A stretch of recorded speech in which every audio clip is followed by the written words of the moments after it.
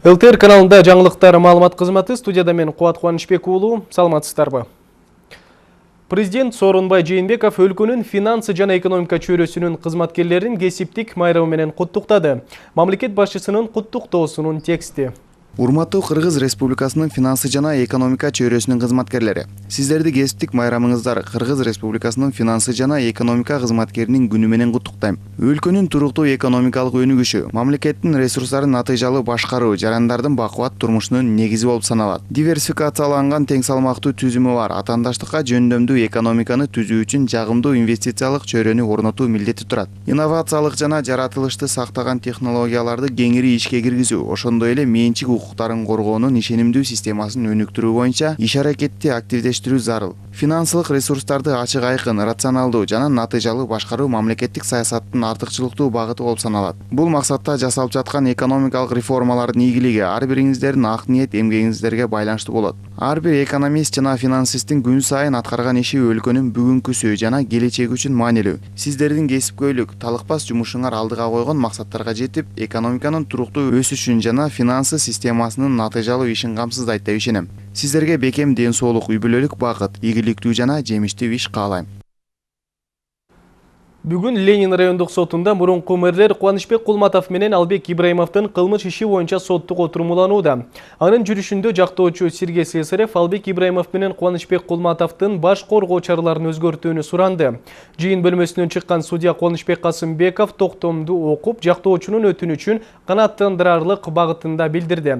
Анын айтымында баш коргоо чарасын өзгөртүүгө негиз жок. Эске салсак, мурунку шаар башчыларына жемкорлук айыбы тагылууда. Албек Ибраимов мэр болуп турган кезинде $250 000 жана $20 000 пара алган. Бул каражат Дастан инжиниринг компаниясынын кассасынан чыгарылган деп билдирилген Коопсуздук кеңешинин катчысы Дамир Сагынбаевдин маалыматында. Кубанычбек Кулматов былтыр 18 май күнү жемкорлук беренесинин негизинде кылмыш иши козголуп, айыбы 21 майда бузулган. Ага 2014 жылы Бишкек шаарынын мэри болуп турган кезде Калыс Ордо конушундагы мектеп жана бала бакчага бөлүнгөн акчаны мыйзамсыз колдонгон деп айып тагылууда. УКМК тарабынан чет элдик банкты жана эл аралык төлөө системасын мыйзамсыз колдонуу менен киреше тапкан туруктуу схема аныкталды. Такталгандай, мыйзамсыз кирешелер чет өлкөлүк банктардын жана чет элдик төлөм системасынын эсебине чыгарылган. Сотко чейинки өндүрүш боюнча жүргүзүлгөн ыкчам тергөө иш-чаралардын алкагында 35 миллиондон ашык сом жана 31,1 миң АКШ доллар алынды. Мындан тышкары 2016 жылдын бүгүнкү күнгө чейин ушул ишке тиешеси бар ЭЖЧК компаниясы тарабынан чет элдик банктарга 1 миллиардтан ашык сом которулган. Азыркы убакта мекеменин жетекчиси чет элдик жаран УКМКнын убактылуу абагына киргизилди. Тергөө жүрүп жатат. Кумар оюндарынын ишине тыюу салуу жөнүндө Кыргыз Республикасынын мыйзамына карабастан бул контора өкүлдөрү коммерциялык банктардын төлөө терминалдарынын жана эл аралык электрондук төлөмдөрдүн мүмкүнчүлүгүнөн пайдаланып, өздөрүнүн мыйзамсыз кирешесин мыйзамдаштыруу үчүн жоопкерчилиги чектелген коом түзгөн жана маалыматтык телекоммуникациялык каражаттардын жардамы менен спорттук оюндардын жыйынтыктары боюнча коюм катары төлөмдөрдү алып турган. Азыркы убакта бул жоопкерчилиги чектелген коомдун жетекчиси чет элдик жаран Улуттук коопсуздук мамлекеттик комитетинин тергөө камак жайына киргизилди. Учурда тергөө жүрүп жатат. Бишкек мэриясынын алдындагы балдарды жана жаштарды реабилитациялоо борборунун мурунку директору Алексей Петрушевский УКМКнын убактылуу абагына алынды. Ага кылмыш кодексинин 320 беренесинин 2 бөлүмү боюнча айып тагылды. Бул тууралуу комитеттин басма сөз кызматы маалымдады. Белгилей кетсек, Петрушевский балдарды жана өспүрүмдөрдү реабилитациялоо борборунун директорлугунан быйыл март айынан башында алынган. Балдардын жана жаштардын реабилитациялоо борбору мамлекеттик мекемесинин мурунку башчысы Петрушевскийге Кыргыз Республикасынын кылмыш жаза кодексинин 320 беренеси боюнча кылмышка шектелгендиги тууралуу билдирүү тапшыруу чечими чыгарылган.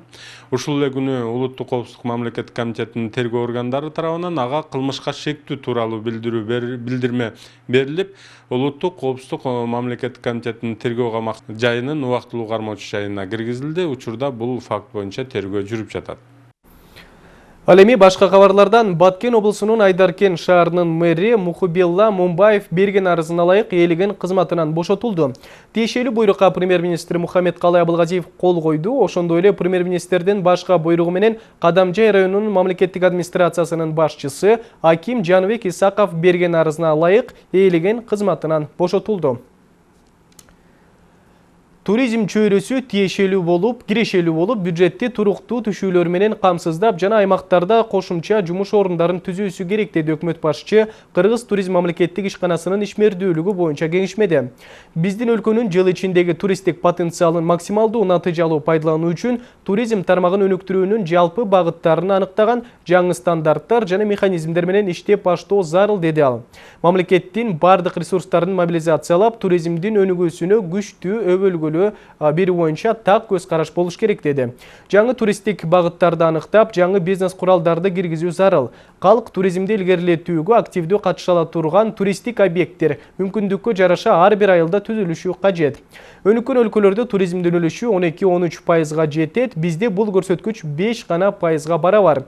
Бул көрсөткүчтү 7-8%га чейин жеткирүүгө тийишпиз деди премьер-министр. Ал тиешелүү мамлекеттик органдарга жана жергиликтүү өз алдынча башкарууга Кыргыз туризм ишканасынын ишмердүүлүгү боюнча долбоордук сунуштардын 1 айлык мөөнөттөрдө сапаттуу иштеп чыгууну тапшырды. Чыны менен биздин экономикабыздагы эң перспективалуу келечеги бар сектор бул туризм сектору. 23 жылга чейин биз программаны кабыл алдык туризмди өнүктүрүү боюнча. Туризмди өнүктүрүү боюнча ачык саясат деп авиакаттамдарга авиа ташуу, жүргүнчүлөр ташуу боюнча жаңы саясат, жаңы мыйзамды кабыл алдык. Бүгүн Алматы Ош аба каттама ачылды. Казакстандын түштүк калаасынан учуп чыккан аба лайнери 40 мүнөттө Ош шаарынын аба майданына ийгиликтүү конду. Казак Эйр авиакомпаниясынын учагы менен жалпы 48 жүргүнчү учуп келди. Эми аптасына 2 рет жума жана жекшемби күндөрү аба каттама аркылуу жүргүнчүлөр 2 тарапка каттоого шарттар түзүлдү. Ал эми Ош эл аралык аба майданы Казакстандан жүргүнчүлөрдү кабыл алууга кеңейтилген заманбап шарттарды түзүп, келечекте каттамды жандантуу көздөлүүдө. Самалык Кыргыз-Казак өкмөттөр аралык макулдашуулардын негизинде Казакстандын Кыргызстандагы элчисинин көмөгү менен ачылды. Биздин өкмөт Казакстандын консульствосы абдан чоң жардам берди. Ошо бүгүнкү рейсти ачканга 1 жылдан бери ушу жумушту аткарып келатабыз. Бүгүн ачылдык да ошо биринчи рейс Ош Алматы. Ош шаарында күз айларында 7000 орундуу тигүү фабриканын биринчи бөлүгү ишке берилет. Ири өндүрүш ишканасына ата мекендеги инвестиция тартылып, жергиликтүү ишкерлер түптөөдө. Алгачкы баскычта фабрикада 1000 жумуш орunu ачылып, жергиликтүү кыз-келиндер жумушка алынат. Шаарга караштуу Жапалак аймактык башкармалыгында курулушу башталган ири текстиль фабрикасын тез бүткөрүүгө өкмөттө кызыктар. Ошондуктан өндүрүштү колдоону вице-премьер-министр Замир Аскаров бүгүн курулушту жеринен көрүп жатып, катуу табыштады. Болочок фабрика 25 гектар аянтты ээлейт. Өндүрүштүн долбоору $100 миллион түзөт. Инвестициялар 3 жыл аралыгында толугу менен ишке берүүнү көздөөдө. Курулуш иштерин жүргүзүп атабыз. Анын ичинде тигүү фабрикасы бар, административный корпус бүтүп атат, лаборатория бүтүп атат, медклиника бүтүп атат, складской помещениелерибиз, анан тигүү цехибиз, 2 тигүү цехибиз 48 миң квадрат тигүү цех бүтүп атат. Ошондой эле параллельно башка жумуштар да болуп атат. Шарттарды жакшы билген адам катары биз ар бир жетекчиликке, ар бир министерство, ведомстволорго ушул маселелерди срокторун коюп атабыз, мөөнөттөрүн коюп атабыз, чечүү, жардам берүүгө болот. Эгерде биз бүгүнкү күндө ушул нерсени турмушка ашырып, жакшы деңгээлде чече турган болсок, эртең ушул жерде бизде 7,5 миңге жакын биздин өзүбүздүн апаларыбыз, кыз-келиндерибиз жумуш орундары менен камсыз болот. Андан сырткары жергиликтүү бюджетке, республикалык бюджетке бир кошумча каражаттар түшөт. Курчап турган чөйрөнү коргоо жана Токой чарба агенттигинин кызматкерлери кесиптик майрамын белгилешти. Анда мамлекеттик кызматкерлери да чакырылып, экологияны сактоого чоң салымын кошкон мыктылар төшпелги дипломдор менен сыйланды. Белгилей кетсек, 5-июнь бүткүл дүйнөлүк айлана чөйрөнү коргоо күнү болуп эсептелет. Ал 1972 жылы 15 декабрда БУ тарабынан белгиленген. Кыргызстандагы бул тармактын адистери бул күндү 31 жолу белгилөөдө. Жыйында аталган агенттиктин директору аткарылган жумуштар тууралуу маалымат берип, калкты абаны булгоочу заттарды колдонбоого чакырды. Дагы бизде ушул көп маселе болуп атат, атмосфералык аба. Бул жерде биз ушул биздин автоунаалардын, күйүүчү майлардын сапатын биз жакшылап караш керек. Биз Евро 5 менен ушу К5 өтө турган болсок, биз ошол маселени чечкен болуп эсептейбиз. Андан сырткары дагы мына эмне үчүн элдер ушул биздин автоунаа менен жүрүп атат Бишкекте, башка шаарларда деген ушул чоң автобустарды, жаңы троллейбустарды коюп көчөлөргө да бир тартиптап келбесек, биз шарт түзүп бербесек, элдер ушинтип унаасы менен жүрө берет.